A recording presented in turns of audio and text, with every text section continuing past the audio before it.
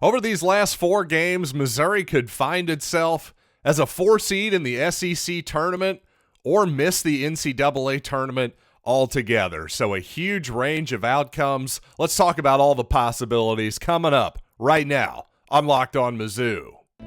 You are Locked On Mizzou, your daily podcast on the Missouri Tigers. Part of the Locked On Podcast Network, your team every day.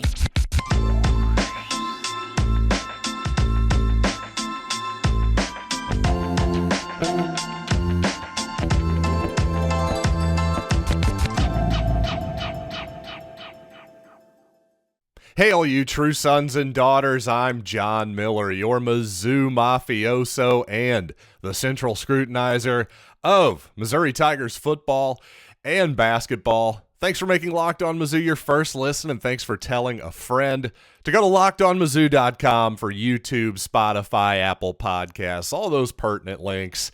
And of course, ad-free versions of this show at Amazon Music for all you Prime subscribers as well. But of course, Missouri with a huge opportunity tonight to really solidify its resume as an NCAA tournament team tonight, of course, with a rematch against Mississippi State, a team that Missouri the last few years, really ever since joining the Southeastern Conference, I suppose, for the most part, Tigers have struggled with. They really have. And the previous game down in Starkville was no real exception there. Tolu Smith, the big man for the Bulldogs, really tore Missouri apart, and really we had no answer. He ended up getting Kobe Brown into some foul trouble, and it just wasn't a good night for the Tigers. But hopefully at Mizzou Arena, things will go a little bit better this time. Of course, as I discussed on the previous episode, Missouri looking a little bit thin on the perimeter right now, just in terms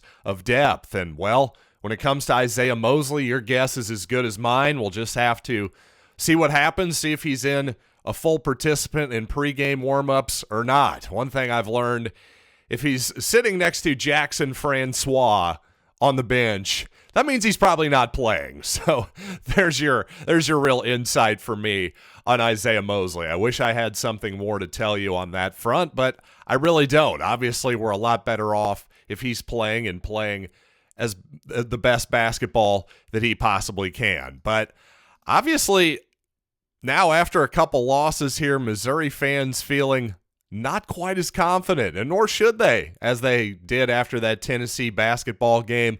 Obviously, losing that home game to Texas A&M hurt. But at the same time, if Missouri goes 4-0 here, and that is possible, you win a home game here tonight, suddenly those last 3 games, the schedule softens up quite a bit with road games against LSU and Georgia before finishing it off at home against Ole Miss. So don't snicker at the idea of Missouri actually going 4-0 down the stretch here. Certainly none of those games are guaranteed by any stretch, but as I said, you get past this one tonight and you're suddenly feeling a lot better about things. On the other hand, you lose this game tonight, a distinct possibility. Well, now you're looking at a couple road games in a row, some games that are on paper going to be virtually toss-ups. So that's a little bit scary. Again, with Missouri's guard depth being a question, that's not something that Missouri wants to be staring in the face, is a road trip where suddenly you're feeling like you're on the NCAA tournament bubble. So obviously, Missouri needs a win tonight. And in order to get one, it wouldn't shock me to see Missouri and Dennis Gates shake up the starting lineup once again. Perhaps Mohamed Diarra goes into the starting lineup tonight in order to put a bigger body on Tolu Smith early in the ball game. And I think Missouri is certainly going to want to avoid putting Kobe Brown on him just for foul trouble in general. Obviously, Kobe has by far and away been Missouri's best offensive player overall this season. Hodge might have an argument as well, but I just think as far as getting his own shot and finishing plays from others, I think it's got to be Kobe Brown. But regardless, I think Missouri's going to want to avoid those fouls on Brown. You might see some more Mabor Majak tonight as well, and I think some of this is going to be by necessity. You may even see some 3 forward lineups that you haven't seen a lot, including Aiden Shaw, Noah Carter, of course, as well because, well, as I said in the previous episodes, I've said a couple times here, Missouri's guard depth is challenged, but those forwards are versatile enough to space the floor offensively, and hopefully, while maybe they won't force as many turnovers defensively, certainly with that kind of lineup, well, hopefully they'll get a few more rebounds as well, and that'll all kind of work out in a wash. And by the way, speaking of D'Moy Hodge and forcing turnovers, here's something I was unaware of until recently this morning. D'Moy Hodge actually has a chance to set a single-season record for Missouri in terms of steals. He's just 8 behind Lynn Hardy, who set the record in 1987 with 76 steals. Hodge was 68. 4 games left. That's just 2 a game to tie the record. You know, they're a pretty good shot at that, considering Hodge had 6 steals in his last game. No doubt that he's got a chance at it. So, interesting thing to watch there if you're a record longtime Missouri fan, like to put your nose into the old record books and media guides like I used to as a kid. Now, against Texas A&M, of course, I brought up maybe changing up the lineups construction a tiny bit by getting a little bit bigger, but there is one other experiment that I would have liked to have seen against the Aggies. And you know what, to be fair, maybe the Tigers did it a little bit and I just didn't notice. But what if Missouri just didn't switch every ball screen?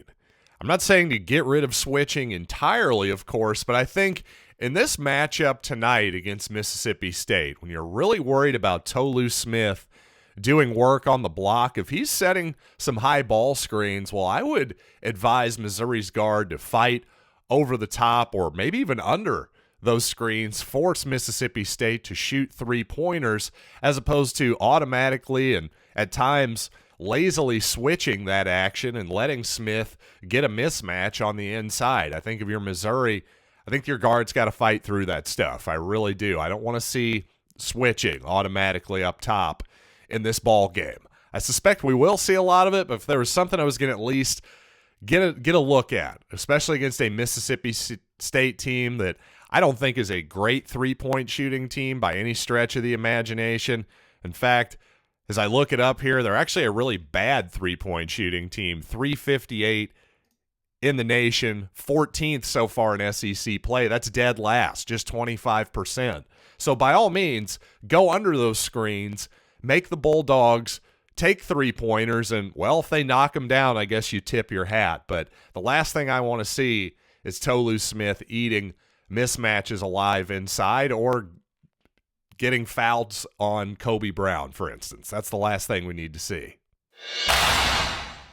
And coming up, Sam Horn's impressive performance on the mound for the Tigers the other night against TCU, well, suddenly has some Missouri football fans worried that Sam, the quarterback, is going to, well, maybe lose focus on football, perhaps not even want to play football anymore, that type of deal. Well, I want to explain why all of these worries are unfounded. Even the injury worry is mostly unfounded. So let's get into that. But first, I want to tell you that if you're looking for a delicious treat, but you don't want all of the fat and sugar, well, then you've got to try Built Bar because, well, Valentine's Day's past us. Let's put down the ridiculous amounts of sugar that we've been pouring into our bodies over the last couple months, and instead, just on occasion, grab yourself a Built Bar. It's healthy, that's actually tasty, and what makes it so good, it's covered in 100% real chocolate, great flavors like peanut butter brownie and coconut almond. I tend to like all the coconut flavors, but that's just me. No matter what you're into, we're talking 130 calories, 4 grams of sugar, and a massive 17 grams of protein in all the bars. So head to Built.com, Walmart, or Sam's Club today, and you can thank me later. Thanks for making Locked On Mizzou your first listen, and if you like the format of this program, we should definitely check out the brand new Locked On College Basketball as well.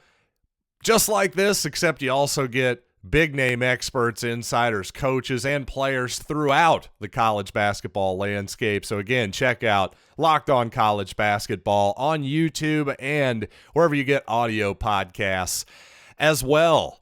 And of course, Sam Horn, yes, we're all worried once again because darn it, he looked too good at baseball. Apparently this is a big worry with Mizzou fans. But no, in all seriousness, there are a few Missouri fans out there who do seem to be a little bit confused out there. Well, number one, let's clarify something. Let's not forget that the Major League Baseball and NFL drafts, well, their rules have basically the same timeline, especially in baseball once you opt in. That's the deal. See, Sam Horn could have opted to not go to Missouri and put his name into the ring in the MLB draft. He could have gotten drafted in the first couple or 3 rounds if he would have made it known that he wasn't going to play football, and that's what he was going to do. Who the heck knows what would have happened? But the bottom line is, since Horn didn't do that, well, he has to now wait 3 years. It's just like football. You're 3 years removed from your high school graduating class. Again, now that Horn has opted in, you got to be 3 years out to be drafted again in the major leagues. So even if Horn is the greatest pitcher in the history of college baseball, strikes out every batter he faces, well, he's still going to be hanging around at Missouri because unless he goes and plays baseball in Japan or something. Again, my point in putting up all these ridiculous scenarios is that Sam Horn is going to be around, number one, at Missouri. And number two, once spring practice for football gets going again, once football activities get going again, well, while Horn will still be around the baseball team as much as he can, he's going to focus on football. He's not going to be missing any spring practices. Number one, he has a football scholarship, not a baseball scholarship. And number two, he's serious about trying to be the starter this fall. And if he is serious, well, he's going to be out there for every single practice. This isn't even a question. Forget about the scholarship ramifications. If he wants to start, and obviously he does this fall, well, he better get his butt out there for every rep because Jake Garcia wasn't signed for no reason. I guarantee you Garcia from the University of Miami, who came through the old transfer portal, I promise you he thinks he can start too. That's his goal. So it's going to be a competition this spring. Brady Cook, whenever he heals up from his labrum recovery from surgery, I should say, he's going to have something to say about it too, obviously. So this is a big-time 3-way competition here, and the idea that Sam Horn is going to let baseball distract him from that, I think is a little bit misguided. And speaking of college football, there's some proposed new rules by the NCAA aimed at shortening the length of college football games. And first of all, the two main proposals are, as we know as college football fans, compared to the NFL, well, when the chains move, the clock stops. The game clock stops no matter what until the chain gang gets set, and then, well, the ball gets set. Now the clock starts running once again. Well, this has the effect of obviously lengthening the game. And if we get rid of that rule, if we go to the NFL style, apparently most studies are showing that say, 7 or 8 plays offensively will be taken out of the game.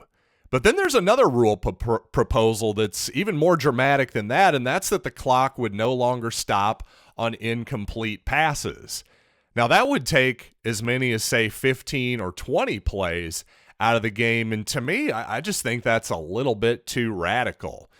Because my whole thing is, it's not so much the length of college football games per se. I would like to see less dead time, for sure. All of the instant replays and everything that happen in this sport, if we could just, I'm not even saying I'm necessarily anti-instant replay, but can we make it a little bit more efficient? Can we have maybe a second official who's only in charge of knowing the clock situations on the previous snaps and maybe not just sort of keeping that information on the previous snap before we go on to the next snap? Because it seems like so often in these replay reviews, They spend a minute and a half trying to figure out, okay, well, we're changing the play, but where was the clock and where was the ball snapped? And for whatever reason, they have a problem going back and figuring this all out. If we just had one person in charge of that, I bet we could shave 4 or 5 minutes off of the game. I've also seen a proposal that, well, NFL halftimes are only 12 minutes, whereas college halftimes are 20 minutes. Well, there's a few reasons for that, I would say. Number one, you typically have your marching band playing at the halftimes. And also, by the way, 12 minutes, if you've ever been to Faurot Field, that's not a lot of time to get up out of your seat, get to the bathroom, go through the lines and all that stuff, much less get some food or a drink or anything like that and get all the way back to your seat in 12 minutes. That's kind of pushing it a little bit. Now, indeed, you could shave a few minutes off the game, but I just don't think that many fans are worried about shaving 20 minutes or so of game time off of it. I think I'd like to see more action, certainly, but these new rules, that actually takes action away. We're still going to have just as many dead balls and timeouts and TV timeouts and replay reviews and all this other nonsense. So as a fan, why do I want this? I suppose that the safety people will argue that, well, there are fewer snaps, that means fewer injuries. I get that at a certain point, and if you want to do the first down thing, if you want to have the chains, if you want to have the clock move while the chains are moving, I'm fine with that. Just personally, I feel like the incompletion thing, not stopping the clock there, to me, that's a bridge too far. And by the way, this whole thing, again, of shortening the length of college football games, let's be real. This isn't something that the fans, I don't think, have been dying for. There's only 6 home games a year. We're not talking about Major League Baseball here where there's 5 to 7 games a week. This is really about broadcast windows. All the broadcast partners, Fox, Disney, are paying, hundreds of millions of dollars, billions of dollars for the rights to these games. Well, they'd like it to be in a nice little 3.5 hour broadcast window like the NFL tends to be. Their games are a lot more consistent in terms of their length because sometimes, college football is 3 hours and sometimes it's 4 hours, and that bleeds into your broadcast windows, and, TV executives would rather it be the other way. So let's be real. That's what it's really all about. It's not about the fans that want we want, but hey, that's pretty much par for the course at this point. And coming up, it turns out, yes, Nick Bolton does love Missouri after all. So allow me to explain. But first, LinkedIn Jobs, yes, one of our best sponsors, but for whatever reason, no copy in my folder today. So we're just going to have to do this one off the top of my head. But the good thing is, I know LinkedIn well. I've used it before for my small business. And I'll tell you this, when you find the right person for a job opening at your business, you can't wait to pay that person because they make your life easier. That's the whole point. But at LinkedIn Jobs, this is where they come in. They make it so much easier to find those candidates. They'll help you narrow it down to exactly who you want. You're not going to waste time with people who aren't qualified. And by the way, all of this is free as well. So again, go to linkedin.com/LockedOnCollege to post your job for free. That's linkedin.com/LockedOnCollege. Terms and conditions apply. Now, of course, if you watch the NFL, you know that on Sunday Night Football, NBC, the players, when they do their introductions, the guys will say their name and their college and sometimes their high school or elementary school as well. For instance, Travis Kelce will often say, Travis Kelce, Cleveland Heights, blah, blah, blah. And I don't know, to my knowledge, I never took that as a slight at the University of Cincinnati. But for some reason, this year when Nick Bolton, of course, the Chiefs do play on NBC quite a bit because of how good they are. Congrats to the champs once again. But this had, some people over on the message boards, that kind of thing, I think they were maybe overanalyzing it a little too much. I had never seen any evidence that Nick Bolton was upset with Missouri or whatever. But I think we can put all of that to bed now. You may have seen the Kansas City Chiefs, their Super Bowl parade and celebration. Nick Bolton got on stage, took the mic, and signed off with a simple M-I-Z.